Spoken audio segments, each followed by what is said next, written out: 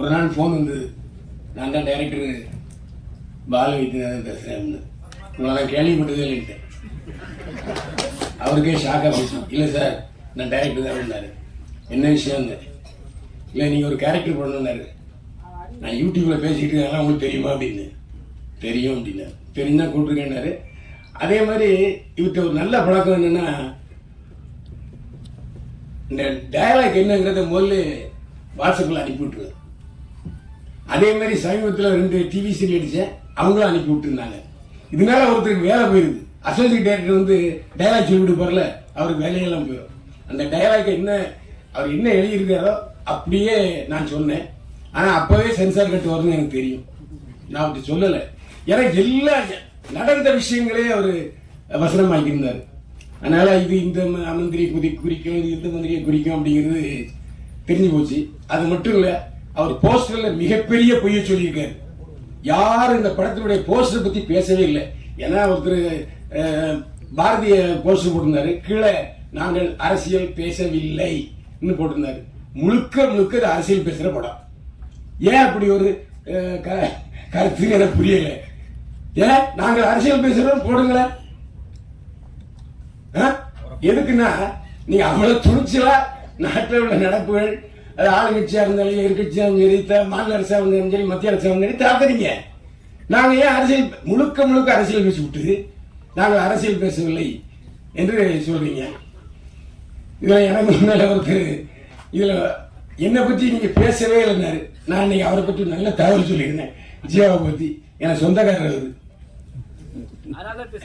இல்ல.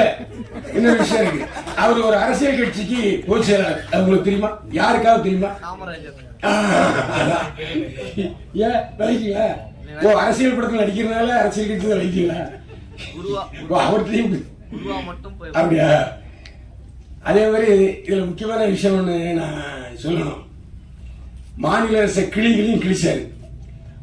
அவருடைய தலைவரே திமுக சார்பில் கூட்டணி ஜெயிச்சவர். இந்த பேச்சுக்கள்லாம் முதலமைச்சருக்கு போனா என்ன ஆகும்?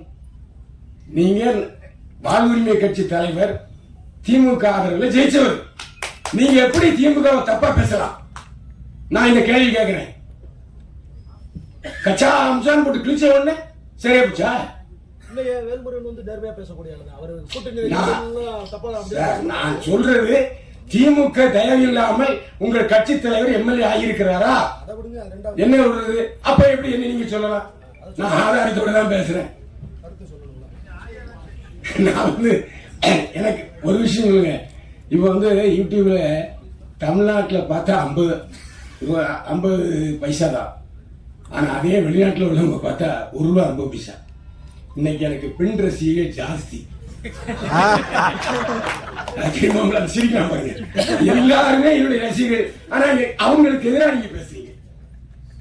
இதான் பேசினா மட்டும் நம்ம சொல்லி திருச்சி சார்ந்த ஒரு விஷயம் நல்லா சொல்லிச்சு. நல்லா கத்தி கத்தி பேசுனீங்க, கைத்தட்டல உள்ளலன்னு கவனிச்சீங்களா? கருத்துக்கு கைத்தட்டு விழுகாது அப்படியே சொல்றீங்க. அதெல்லாம் வேண்டாம். இப்ப இன்னைக்கு கண்டென்ட் சொல்றதுங்கிறது தான் நான் வந்து பேசிக்கிட்டு இருக்கேன், தவிர வேற ஒண்ணும் இல்லை. ஏன்னா என்னுடைய நண்பர்கள் இப்போதுமே இன்னைக்கு ஏன் கடைசியில் பேசி வச்சாங்கிறது கூட அதுதான் ஒரு காரணம். எல்லோருக்கும் நீங்களே உங்க கட்சி பேர் வாழ்வுரிமை கட்சி. அவங்க உங்களுக்கு ஒரு உரிமை இருக்கு, அவங்க உங்களுக்கு ஒரு சுதந்திரம் இருக்கு, அவங்க உங்களுக்கு ஒரு தொழில் இருக்கு, அவங்க உங்களுக்கு ஒரு பிளாட்ஃபார்ம் இருக்கு. இப்போ எனக்கு என்னை பத்தி என்னுடைய நண்பர்களுக்கு தெரியும். என்னை பத்தி கேள்வி கேட்டே என்ன பெரியவன் சாய்க்கிறாங்க. நான் இல்லாத பொழுதும் சரி, இருக்கும் பொழுதும் சரி, அந்த இடத்த சிரிச்சிட்டு இருக்காரு. அவர் தான் இஷ்டத்தை கேள்வி கேட்கிறாரு. நான் அதே மாதிரி நானும் பாத்தீங்கன்னா பேசாததை கூட தமிழ் வைக்கிறாங்க. அது ஏன் தப்பு இல்லை. தயவுசெய்து நீங்க என்னுடைய பதிவுகளை பாத்தீங்கன்னா அவர் சொன்னாரு, அவர் தவறான தகவல் சொன்னாரு. சமீபத்தில் 5 பதிவுகளை நான் பேசியிருக்கேன். கள்ளச்சாராய சாவுக்குன்னு தமிழிலே வந்திருக்கு. சாராய காய்ச்சறவனையும் விற்கிறவனையும் அரசாங்கம் தூக்கல முடியான்னு சொல்லியிருக்கேன். நான் பேசியிருக்கேன். அவர் பார்க்கல, நான் செய்வேன். அவரு நான் தப்பா பேசுனது மட்டும் பார்க்கறவனு தெரியல. எப்படி சொல்லலாம்? நான் 5 விஷயம் போட்டிருக்கேன். அரசியல்காரங்கிற சேனல்ல போய் பாருங்க, எல்லாம் உள்ள மேல போயிருக்கு. சாராயங்கால் இன்னைக்கு நீ அரசியல் பேசணும், நான் அரசியல் பேசுனேன். இன்னைக்கு ஏன் கல் இறக்குறத அனுமதிக்க மாட்டீங்க? எல்லா மத அலைகளையும் வச்சிருக்கிறது ஆளுங்கட்சியும் எதிர்கட்சியும். எப்படி அவங்க வந்து விடுவாங்க? யாரும் விஞ்ஞானம் வரீங்களா? அப்படின்னா அது அரசியலாயிடும். எதுக்கு நான் சொல்ல வரேன்னு சொன்னா, என்னுடைய பதிவுகள் 20% மட்டும் பார்த்து விட்டு விமர்சிக்கிற இதே ஆட்கள் 100% பாருங்க. நான் தான் சொல்றேன், அரசியல்களுடன் சேனல்ல 4 பதிவு போட்டிருக்கேன். 2 லட்சம் போயிருக்கு. எல்லாமே அரசை விமர்சித்து தான். ஆளுங்கட்சி மட்டுமல்ல, எதிர்கட்சியும் சேர்த்து விமர்சிச்சிருக்கேன். இன்னைக்கு கூட பேசிட்டு வந்திருக்கேன். அதுவே இந்த யூடியூப்ல அதிகமான வியூஸ் யாருக்கு இருக்காங்க தெரியுமா? ஒரு ரகசியம், சீமானுக்கு தான் அதிகமா வியூஸ் இருக்காங்க. சீமானுக்கு தான் சீமானை பத்தி பேசினா மட்டும்தான் 4 லட்சம் 5 லட்சம் எகிருது. அது மட்டும் இல்ல, வெளிநாட்டில் உள்ள தமிழர்கள் எல்லோரும் விழுந்து விழுந்து பார்க்கிறார்கள். ராமநாதன் தமிழர் கட்சி சீமானை பத்தி பேசினா அவரு பேசினா. ஏன்னா பார்க்கிறவங்களுடைய டேஸ்டே வேற. பார்க்கிறவங்களுடைய டேஸ்டுக்கு நாம அட்ஜஸ்ட் பண்ணி தான் சிலர் போக வேண்டியிருக்கு. இந்த அட்ஜஸ்ட்மெண்ட்டுங்கிற வார்த்தையை தப்பா நினைச்சுக்கிறாங்க. எல்லாருக்கும் அட்ஜஸ்ட்மெண்ட் இருக்கு. உடனே நீங்க தப்பா நினைச்சுக்கூடாது இந்த அட்ஜஸ்ட்மெண்ட்டுங்கிற வார்த்தை. எனக்கு நேரம் ரொம்ப அதிகமா நான் பேச நினைக்கிறேன். இந்த அதே மாதிரி ஜீவா ஒரு வார்த்தை சொன்னாரு, காசே தர மாட்டேங்கிறாங்க நடிச்சா அப்படின்ட்டு. யார சொன்னாரு எனக்கு தெரியல.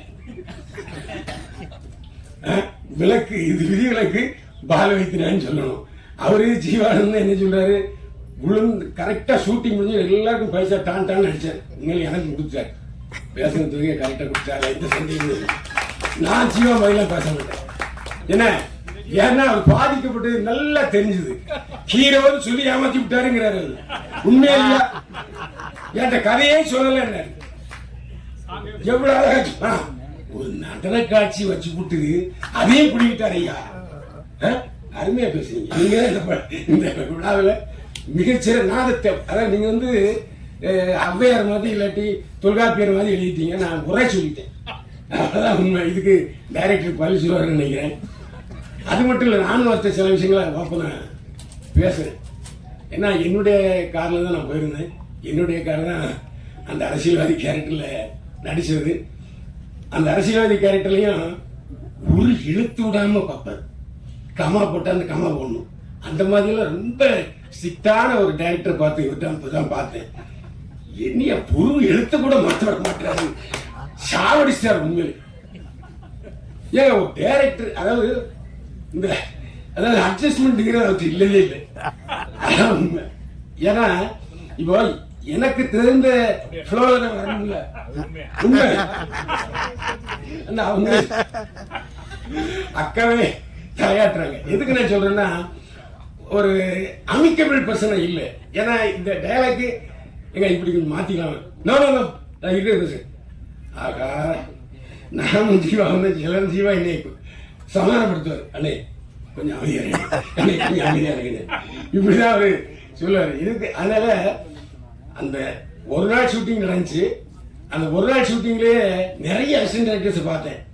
ஒரே ஒருத்தர் மட்டும் நான் வந்து ஜீவரங்க சார் தான் நினைக்கிறேன். அவர் தான் என்கிட்ட சொன்னார். அவர் தான் பாவம் வயசான ஆளுமே தெரிஞ்சது. அவரும் சொன்னார், சார் டைரக்டர் என்ன சொல்றாரோ அதை கேட்டுங்க சுத்தம் அப்படின்னு. அதே மாதிரி மேனேஜர் மட்டும் பழைய ஆள். அவர் மட்டும் அண்ணே எப்படி தானே எப்படி தானே அப்படின்ட்டு ரைட் ஓகே. ஏன்னா நல்ல வேலை மேனேஜர் மட்டும் பழைய ஆளை ஒருத்தர் வச்சிருந்தாரு. ஆனால் அந்த படத்தில் நான் ஷூட்டிங் போகும்போது பார்த்தீங்கன்னா ஜீவாவை தவிர வேற யாருமே எனக்கு தெரிஞ்சமும் கிடையாது. ஹீரோயினா எனக்கு பார்த்ததே இல்லை. அதுக்கப்புறம் சாப்பிட்டுட்டு இருக்கும்போது பார்த்தாங்க, ஏதோ சப்பாத்தி என்ன சாப்பிட்டு இருந்தாங்க. ஜீவா பொறுத்தவரை எனக்கு எப்படின்னா 30 வருஷம் 30 வருஷம் அதிகமாக இருக்கு, 25 வருஷம். அதாவது இன்றைக்கு லொல்லு சபா சந்தானம் ரிலீஸ் ஆகி போனாரோ அந்த இடத்துக்கு வந்தாரு ஜீவா. ஏன்னா இவர் வந்து ஆக்சுவலா வந்து ரஜினியுடைய ரசிகர். ரஜினி மாதிரியே பேசுவாரு, ரஜினி மாதிரியே நடிப்பாரு. ஆனா அந்த லொல்லு சபா இதுல பண்ணும்போதும் சரி, அதுக்கப்புறம் ராஷ்டிரியில பண்ணும்போதும் சரி, நான் அவரோட பயணிச்சிருக்கிறேன்.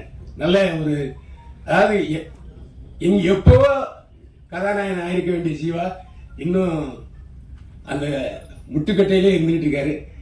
அவர் வெற்றி பெற நான் வாழ்த்துக்கிறேன். மீண்டும் சந்திப்போம். வாழ்கிறோம்.